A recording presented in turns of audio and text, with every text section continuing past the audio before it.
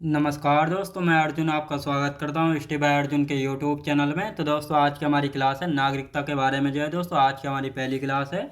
तो दोस्तों वीडियो को अंत तक जरूर देखना ताकि सभी क्वेश्चन जो है आपको आसानी से याद हो जाए। साथ ही दोस्तों अगर आप हमारे चैनल पर पहली बार आएँ तो हमारे चैनल को भी सब्सक्राइब कर लीजिएगा, साथ ही बेल आइकन को प्रेस कर लीजिएगा ताकि हमारे आने वाले वीडियो का नोटिफिकेशन जो है आप तक पहुँचता रहे। चलिए दोस्तों वीडियो को स्टार्ट करते हैं। तो आज की क्लास में हम नागरिकता यानी सिटीजनशिप के बारे में जो है जानने वाले हैं और आज की हमारी दूसरी क्लास जो है हो जाती है। तो जो दोस्तों यहाँ पे हेडिंग डाल लेते हैं नागरिकता यानी सिटीजनशिप। नागरिकता के बारे में जो है दोस्तों आज की हमारी पहली क्लास जो है हो जाती है। तो दोस्तों नागरिकता की यदि बात की जाए तो दोस्तों आप सबसे पहले इसको समझ लेते हैं। नागरिकता यानी नागरिक के नागरिक यानी भारत देश में जो नागरिक हैं इनको जो है भारत की नागरिकता किस प्रकार मिलती है। तो 5 प्रकार से इनको नागरिकता मिलती है और 3 प्रकार से जो है छोड़ी जा सकती है। अब नागरिक के लिए जैसे देश का नागरिक होना चाहिए। जो देश का नागरिक है उसको जो है सभी मूल अधिकार यानी सभी फंडामेंटल राइट्स जो है मिलते हैं और साथ ही सभी राजनीतिक अधिकार यानी पॉलिटिकल जो है राइट्स मिलते हैं। और साथ ही 2015 से दोहरी नागरिकता वाले व्यक्तियों को राजनीतिक अधिकार जो है नहीं मिलेंगे, तो ये आपको याद रखने हैं। और साथ ही नागरिकता यानी सिटीजनशिप को जो है संविधान के भाग 2 में रखा गया है और संविधान के भाग 2 में जो है आर्टिकल 5 से 11 तक चर्चा की जाती है। और भारत में जो नागरिकता ली गई है ये कहाँ से प्रेरित यानी कहाँ से इंस्पायर्ड है। हम ब्रिटेन के संविधान से इसको लिया गया है। कहाँ से? ब्रिटेन के संविधान से। और भारत में कैसी नागरिकता? भारत में एकल नागरिकता यानी सिंगल सिटीजनशिप नागरिकता है, तो ये आपको याद रखना है। और साथ ही 2015 से दोहरी नागरिकता यानी डबल सिटीजनशिप जो लेता है तो उसको जो है दोस्तों क्या उसको जो है पॉलिटिकल अधिकार जो है नहीं मिलेंगे, तो ये कहा गया। और साथ ही नागरिकता से संबंधित अनुच्छेद 5, 6, 7, 8, 9 26 नवंबर 1949 को ही जो है लागू कर दिए गए थे। तो इनके बारे में हम लिख लेते हैं, फिर अच्छे से इनको समझेंगे ताकि ये आपको अच्छे से समझ में आ जाए। तो लिखते हैं दोस्तों, नागरिकता की यदि बात की जाए, नागरिक नागरिक की यदि बात की जाए तो दोस्तों यानी देश के सभी लिख लेते हैं दोस्तों। नागरिक यानी जो भारत देश के नागरिक हैं उनको जो है देश में सभी मूल अधिकार यानी फंडामेंटल राइट्स, मूल अधिकार। और साथ ही दोस्तों सभी राजनीतिक अधिकार मिलते हैं। सभी राजनीतिक अधिकार मिलते हैं। सभी राजनीतिक अधिकार जो है मिलते हैं। अब यहाँ पे नोट करके लिख लेते हैं 2015 से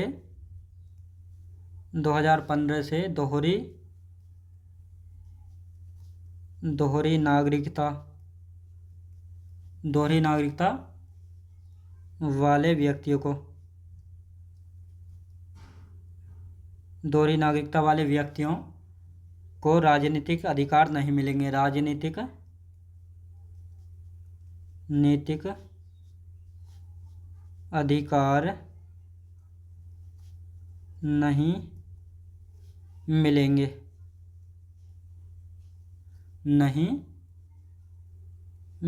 तो ये आपको अच्छे से याद रखना है। आप दोस्तों यहाँ पे बात करते हैं नागरिकता की, यानी नागरिकता से जो संबंधित आर्टिकल हैं। आर्टिकल कितने हैं तो आर्टिकलों की भी बात कर लेते हैं। तो पहले यहाँ पे लिखेंगे नागरिकता के बारे में। तो यहाँ पे हेडिंग डालेंगे दोस्तों नागरिकता की यदि बात की जाए तो इसको जो है संविधान के भाग 2 में रखा गया है। किसमें दोस्तों? संविधान के भाग 2 में रखा गया है। और संविधान के भाग 2 में जो है कितने अनुच्छेद है? अनुच्छेद 5 से लेकर 11 तक जो है चर्चा की गई है। आर्टिकल 5 से लेकर 11 तक जो है चर्चा की गई है। और साथ ही दोस्तों भारत में जो नागरिकता है ये कहाँ से प्रेरित यानी कहाँ से इंस्पायर्ड है? तो ब्रिटेन के संविधान से। कहाँ से दोस्तों? ब्रिटेन के संविधान से जो है ये प्रेरित है। कहाँ से? ब्रिटेन के संविधान से। अब दोस्तों ब्रिटेन के संविधान से तो यहाँ पर कैसी नागरिकता? एकल नागरिकता। कैसी दोस्तों? एकल नागरिकता है। कैसी? एकल नागरिकता है। अब दोस्तों यहाँ पे हम नोट करके लिख लेते हैं। नोट करके यहाँ पे लिखेंगे यानी नागरिकता से संबंधित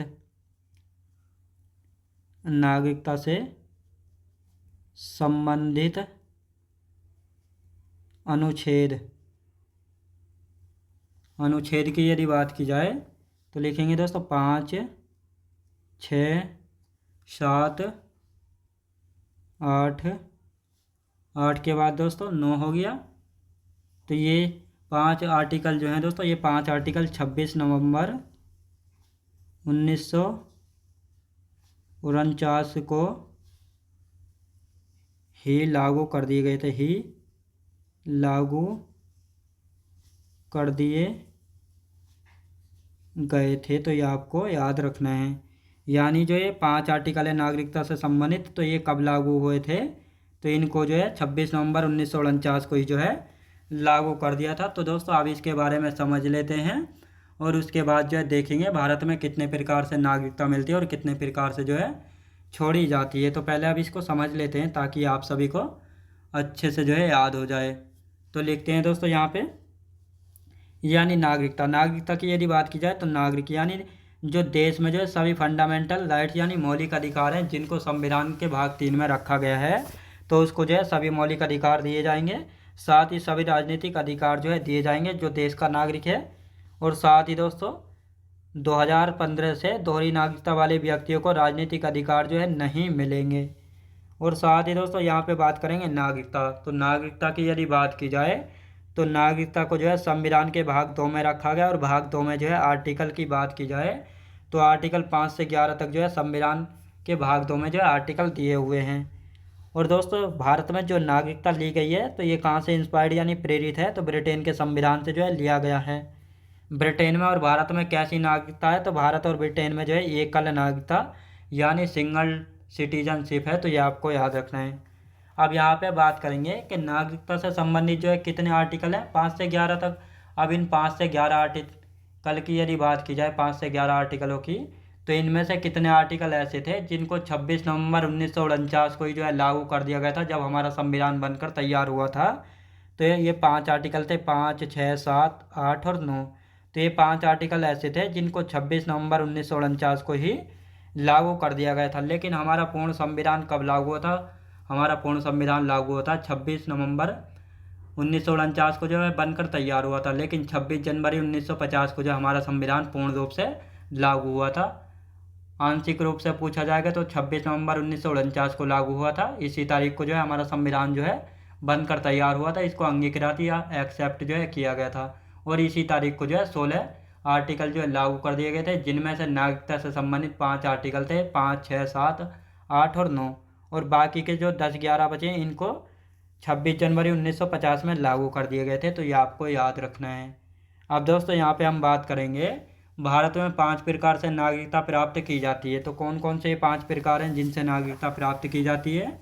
तो इनको लिख लेते हैं यहाँ पे। भारत में 5 प्रकार से नागरिकता प्राप्त की जाती है। भारत में 5 प्रकार से नागरिकता प्राप्त की जा सकती है। तो ये भी आपको पता होना चाहिए। भारत में जो है 5 प्रकार से नागरिकता प्राप्त की जाती है। कौन कौन से 5 प्रकार हैं? तो जैसे दोस्तों जन्म से नागरिकता प्राप्त की जा सकती है। और साथ ही दोस्तों वंश परंपरा से नागरिकता प्राप्त की जाती है। और साथ ही दोस्तों पंजीकरण से जो है नागरिकता प्राप्त की जाती है। और साथ ही दोस्तों यहाँ पे हम बात करने वाले हैं पंजीकरण से, फिर देशीयकरण से।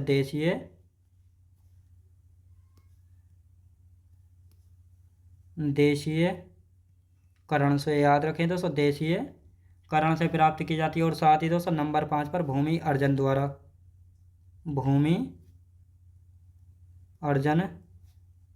अब दोस्तों इन 5 को जो है एक एक करके हम अच्छे से समझेंगे किस प्रकार जो है इनसे नागरिकता प्राप्त की जाती है। तो दोस्तों यहाँ पे अब हेडिंग डाल लेते हैं, जन्म से जो है किस प्रकार नागरिकता प्राप्त की जाती है। लिखेंगे जन्म से। तो जन्म से जो है कैसे नागरिकता प्राप्त की जाती है, तो पहले इसके बारे में समझ लेते हैं थोड़ा। जैसे जन्म से की यदि बात की जाए तो दोस्तों किसी व्यक्ति का जन्म 26 जनवरी 1950 को या उसके बाद जो है भारत में हुआ है तो उसको जो है दोस्तों जन्म के आधार पर जो है नागरिकता मिल जाती थी। लेकिन अब दोस्तों यहाँ पर जो है कुछ अपवाद हैं, यानी विदेशी राजनयिकों के भारत में जन्मे बच्चों को, शत्रु के अधीन किसी भूभाग पर जन्मे बच्चों को जो है जन्म के आधार पर जो है नागरिकता मिल जाती थी। अब दोस्तों यहाँ पर जो है इस अपवाद को समाप्त करने के लिए जो है नागरिकता संशोधन अधिनियम 1986 जो है किया गया था। इसमें कहा गया था अगर जन्म से किसी को नागरिकता प्राप्त करनी है, नागरिकता लेनी है, तो नागरिकता के लिए उसके माता पिता में से जो है कोई एक भारतीय नागरिक होगा, तभी जो है उसको नागरिकता जो है दी जाएगी भारत की 1986 के बाद। तो ये कहा गया है जन्म से इस प्रकार जो है नागरिकता मिलती थी। तो अब इसको पहले लिख लेते हैं, फिर अच्छे से इसके बारे में समझेंगे। तो लिखेंगे दोस्तों, किसी व्यक्ति का जन्म, किसी व्यक्ति का जन्म, किसी व्यक्ति का जन्म 26 जनवरी 1950, 26 जनवरी 1950 को या उसके बाद उसके बाद भारत में हुआ है, भारत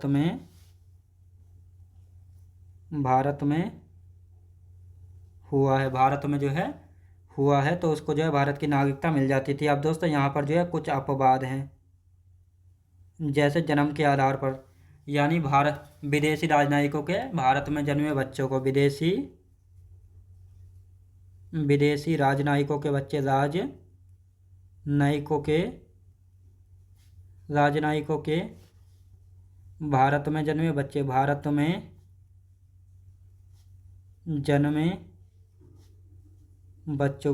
जन्मे बच्चों को, और साथ ही दोस्तों यहाँ पे हम बात करेंगे, दूसरा पॉइंट है शत्रु के अधीन किसी भूभाग पर जन्मे बच्चों को, शत्रु के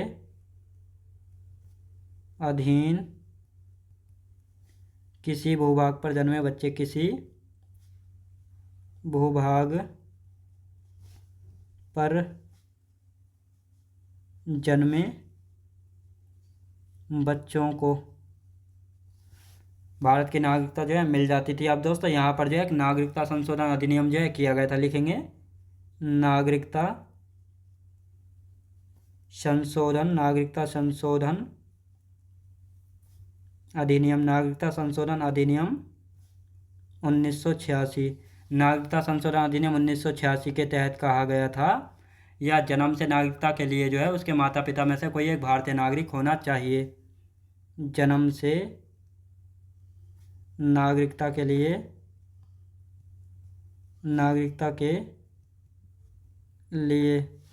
उसके माता पिता में से, उसके माता पिता में से कोई एक भारतीय नागरिक होना चाहिए, कोई एक भारतीय नागरिक होना चाहिए, तभी जो है उसको भारत की नागरिकता मिलेगी। तो ये कहा गया था। अब दोस्तों यहाँ पे हम बात करते हैं वंश परंपरा के अनुसार किस प्रकार नागरिकता मिलती थी। वंश परंपरा के अनुसार यदि बात की जाए तो यानी विदेश में किसी का जन्म 26 जनवरी 1950 को या उसके बाद हुआ है, तो जन्म के समय माता पिता में से कोई एक भारतीय नागरिक हो, तो उसको जो है वंश परंपरा के अनुसार जो है नागरिकता मिल जाती थी। अब दोस्तों यहाँ पर भी जो है एक नागरिकता संशोधन अधिनियम 1992 जो है किया गया था। इसमें कहा गया था माता की नागरिकता के आधार पर जो है विदेश में जन्मे बच्चों को जो है भारत की नागरिकता का प्रावधान है। लेकिन अब दोस्तों यहाँ भी जो है कुछ अपवाद हैं। तो यहाँ पे कहा गया था अपवाद में, यानी 3 दिसंबर 2000 के बाद भारत के बाहर जन्मे बच्चे को वंश परंपरा के आधार पर नागरिकता नहीं दी जाएगी। और साथ ही जन्म से अगर नागरिकता लेनी है तो इसके लिए एक कंडीशन लगती थी कि जन्म के 1 वर्ष के भीतर जो है भारतीय वाणिज्यिक दूतावास में पंजीकरण कराना होगा, तभी जो है वंश परंपरा के अनुसार जो उसको भारत की नागरिकता मिल सकती है। अगर वह 1 वर्ष के भीतर जो है पंजीकरण नहीं कराते हैं तो उसको भारत की नागरिकता नहीं मिलेगी, और साथ ही उस पर जुर्माना भी जो है लग सकता है। तो ये कहा गया है। तो लिख लेते हैं दोस्तों, वंश परंपरा के अनुसार। दूसरा पॉइंट है दोस्तों वंश परंपरा के अनुसार, वंश परंपरा से जो है कैसे नागरिकता मिलती है, तो इसके बारे में जानने वाले हैं यहाँ पे। तो दोस्तों लिख लेते हैं यहाँ पर, विदेश में जन्मे बच्चे विदेश में किसी का जन्म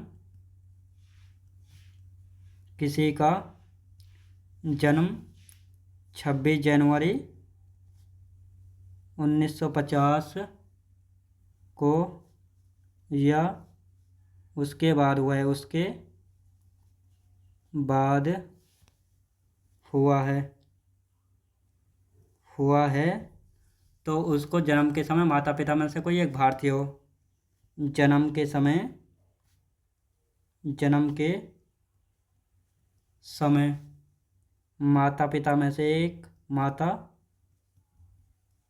में से कोई एक भारतीय नागरिक हो, कोई एक भारतीय हो, तो उसको जो है वंश परंपरा के अनुसार जो है भारतीय और नागरिकता जो है मिल जाती थी। अब दोस्तों यहाँ पर जो एक संशोधन किया गया था, तो इसको लिख लेते हैं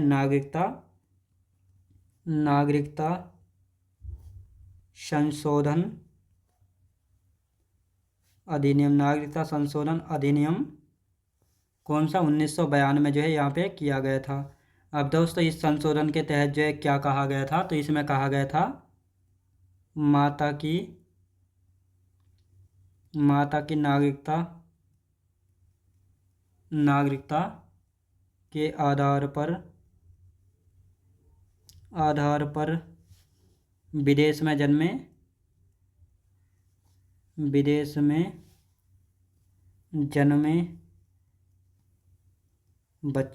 जन्मे बच्चों को भारत की नागरिकता का प्रावधान है। भारत की नागरिकता का प्रावधान है। तो ये किसमें कहा गया था? नागरिकता संशोधन अधिनियम 1992 में जो है कहा गया प्रावधान है। अब दोस्तों यहाँ पे हम बात करते हैं। अब दोस्तों यहाँ पर जो है कुछ अपवाद हैं, अपवाद देख लेते हैं। अपवाद कौन से हैं? अपवाद की यदि बात की जाए तो अपवाद यानी यहाँ पे कहा गया है 3 दिसंबर 2004 के बाद भारत के बाहर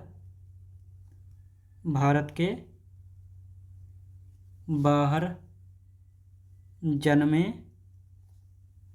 बच्चे को वंश परंपरा के आधार पर नागरिकता नहीं दी जाएगी। तो ये आपको याद रखना है। आप दोस्तों यहाँ पर जो है कंडीशन लग दी गई थी, यानी कहा गया था जन्म के 1 वर्ष के भीतर जन्म के 1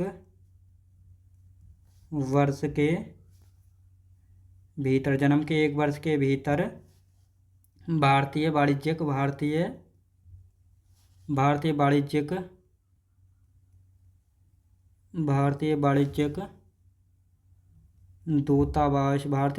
दूतावास में पंजीकरण कराना होगा, तभी जो है वंश परंपरा के अनुसार नागरिकता मिल सकती है। तो दोस्तों अभी इसका हम रिवीजन कर लेते हैं और इसके बाद जो है देखेंगे पंजीकरण से किस प्रकार नागरिकता मिलती है। तो दोस्तों अब यहाँ पे हम बात करेंगे भारत में जो है 5 प्रकार से नागरिकता प्राप्त की जा सकती है। तो कौन कौन से 5 प्रकार हैं जिनसे जो है भारत में नागरिकता प्राप्त की जा सकती है? तो पहला है दोस्तों जन्म से नागरिकता प्राप्त, वंश परंपरा से, पंजीकरण से, देशीयकरण से और भूमि अर्जन द्वारा जो है नागरिकता प्राप्त की जा सकती है। अब सबसे पहले हम देखेंगे दोस्तों वंश परंपरा से नहीं, जन्म से देखेंगे सबसे पहले। यानी किसी व्यक्ति का जन्म 26 जनवरी 1950 को या उसके बाद भारत में हुआ है तो उसको जो है जन्म के आधार पर जो है नागरिकता मिल जाती थी। और यहाँ पर अब कुछ अपवाद हैं, यानी विदेशी राजनयिकों के भारत में जन्मे बच्चों को, शत्रु के अधीन किसी भूभाग पर जन्मे बच्चे को। जैसे दोस्तों यहाँ पे हम एग्जांपल ले लेते हैं पीओके का, यानी पीओके पाक अधिकृत कश्मीर, तो उस पर जो है पाकिस्तान का कंट्रोल है, तो उस पर जो भी बच्चा जन्म लेता था तो उसको जो है भारत की नागरिकता जो है मिल जाती थी। तो ये कहा गया है यहाँ पर। और साथ ही अब दोस्तों यहाँ पर जो है एक संशोधन किया गया था, नागरिकता संशोधन अधिनियम 1986। तो इसमें कहा गया था जन्म से नागरिकता के लिए जो है उसके माता पिता में से कोई एक भारतीय नागरिक होना चाहिए। यानी चाहे वो कोई विदेशी राजनयिकों के बच्चे हों या शत्रु के अधीन किसी भूभाग पर जन्मे बच्चे हों, तो इनके माता पिता में से जो है कोई एक भारतीय नागरिक होगा, तभी जो है उनको भारतीय नागरिकता मिलेगी। तो ये संशोधन नागरिकता संशोधन अधिनियम 1986 के बाद से जो है कहा गया है। यानी नागरिकता संशोधन अधिनियम 1986, अगर 1986 के बाद जो है कोई जन्म से नागरिकता लेना चाहता है तो उसके माता पिता में से जो है कोई एक भारतीय नागरिक होना चाहिए, तभी जो है उसके जन्म के आधार पर नागरिकता मिलेगी। दूसरा है वंश परंपरा के अनुसार। वंश परंपरा के अनुसार की यदि बात की जाए तो विदेश में किसी का जन्म 26 जनवरी 1950 को या उसके बाद हुआ है, तो जन्म के समय माता पिता में से कोई एक भारतीय नागरिक है, तो उसको जो है जन्म के आधार पर नागरिकता यानी वंश परंपरा के अनुसार नागरिकता मिल जाती थी। अब यहाँ पर भी जो है एक संशोधन किया गया था, नागरिकता संशोधन अधिनियम 1992। तो इस संशोधन में कहा गया था माता की नागरिकता के आधार पर विदेश में जन्मे बच्चे को भारत की नागरिकता का प्रावधान है। यानी अगर कोई वंश परंपरा के अनुसार नागरिकता लेना चाहता था 1992 के बाद, तो उसके माता पिता में से कोई एक भारतीय नागरिक होना चाहिए जिसका जन्म विदेश में हुआ है। अब दोस्तों यहाँ पर एक अपवाद है, यानी 3 दिसंबर 2004 के बाद भारत के बाहर जन्मे बच्चे को वंश परंपरा के आधार पर नागरिकता नहीं दी जाएगी। यानी यहाँ पे कहा गया है 3 दिसंबर 2004 के बाद जो है भारत के बाहर या विदेश में जन्मे बच्चे को जो है वंश परंपरा के अनुसार नागरिकता नहीं दी जाएगी। अब इसके लिए यहाँ पर एक कंडीशन यानी एक शर्त रख दी थी। यानी यहाँ पे कहा गया है जन्म के 1 वर्ष के भीतर जो है भारतीय वाणिज्यिक दूतावास में पंजीकरण कराना होगा, तभी जो है उस बच्चे को भारत की नागरिकता मिल सकती है। यानी उसको जो है भारतीय वाणिज्यिक दूतावास में 1 साल के भीतर जो है पंजीकरण कराना होगा कि मेरे बच्चे का जन्म जो है अमेरिका में इस हॉस्पिटल में हुआ है, इस तारीख को हुआ है, इस प्रकार से जो है यहाँ पे डाटा देना होगा, तभी जो है उसको भारत की नागरिकता मिल सकती है वंश परंपरा के अनुसार। अगर वह पंजीकरण नहीं कराता है तो उसको भारत की नागरिकता नहीं मिलेगी और साथ ही उस पर जुर्माना भी लग सकता है, तो ये कहा गया है। अब दोस्तों यहाँ पे हम बात करते हैं पंजीकरण से, देख लेते हैं पंजीकरण से किस प्रकार नागरिकता मिलती है। तो पंजीकरण हेतु आवेदन करने की तिथि 5 से 7 वर्ष तक भारत में निवास करने वाला व्यक्ति होना चाहिए। ऐसा व्यक्ति जिसका जन्म भारत में हुआ है परंतु भारत के बाहर निवास कर रहा हो। विदेशी महिला जो किसी भारतीय से विवाह कर चुकी हो या करने वाली हो, और साथ ही राष्ट्रमंडल देशों के ऐसे नागरिक जो भारत में रहते हैं या भारत सरकार की नौकरी करते हैं, तो इन सभी को पंजीकरण के द्वारा नागरिकता जो है मिल जाती है। तो इनको लिख लेते हैं। अब दोस्तों यहाँ पे हम बात करेंगे देशीयकरण से, और देख लेते हैं कोई विदेशी व्यक्ति जो स्वेच्छा से भारत की नागरिकता ग्रहण करना चाहता है तो उसको देशीयकरण के द्वारा नागरिकता ले सकता है। भारत की नागरिकता के आवेदन के लिए 1 वर्ष से भारत में रह रहा हो, कुल मिलाकर 5 वर्ष तक जो है भारत में रह रहा हो, और आवेदन करने से पहले जो है 1 वर्ष तक जो है रहा हो। संविधान में उल्लेखित 22 भाषाओं में से जो है किसी एक का उसको अच्छा ज्ञान हो, अच्छे से बोल लेता हो, अच्छे से लिख लेता हो, तो वह भारत की नागरिकता देशीयकरण से जो है प्राप्त कर सकता है। तो दोस्तों अब इसको लिख लेते हैं पंजीकरण से। यहाँ पे हेडिंग डालेंगे पंजीकरण से।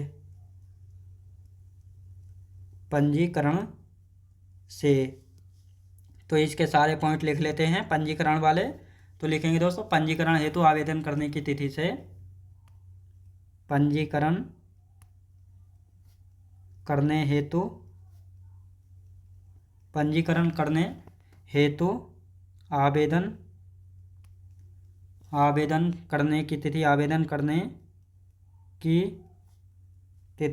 करने की तिथि से 5 से 7 वर्ष तक भारत में निवास करने वाला व्यक्ति, निवास करने वाला व्यक्ति। तो ये आपको याद रखना है। अब दोस्तों यहाँ पे हम बात करेंगे यानी ऐसा व्यक्ति जिसका जन्म भारत में हुआ हो, ऐसा व्यक्ति जिसका जन्म भारत में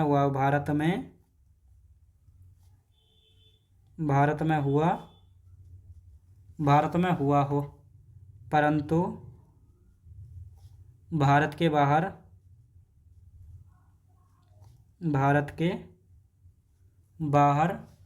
निवास कर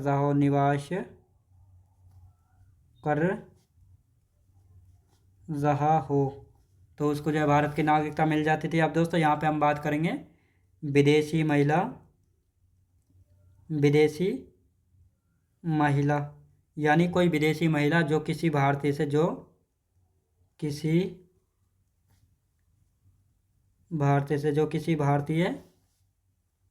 से विवाह कर चुकी हो या करने वाली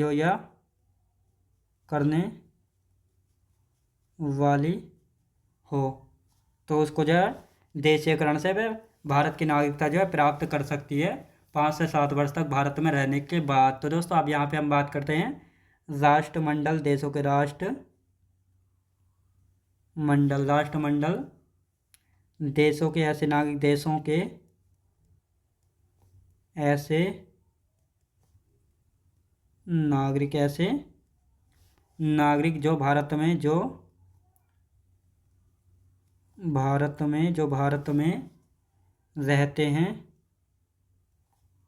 रहते हैं या भारत सरकार की नौकरी करते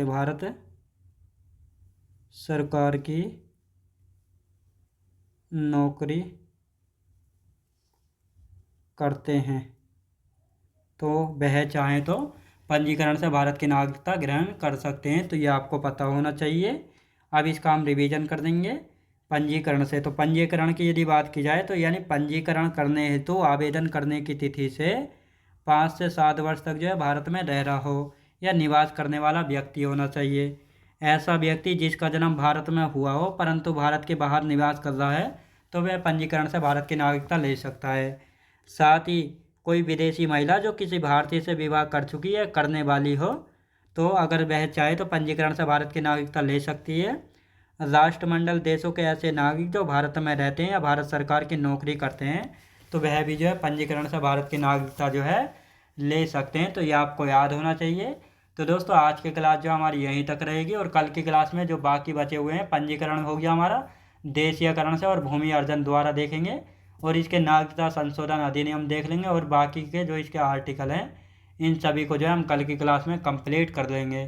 तो दोस्तों मैं उम्मीद करता हूँ आपको वीडियो क्वालिटी कंटेंट वगैरह सभी कुछ आपको पसंद आया होगा।